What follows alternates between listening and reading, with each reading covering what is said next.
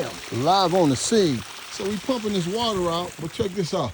The reason why we pumping the water out because it's a downflow furnace, right? So we come in and we take out the old furnace and we find out that it's completely flooded in there, and that's why the old furnace kept popping the high limit.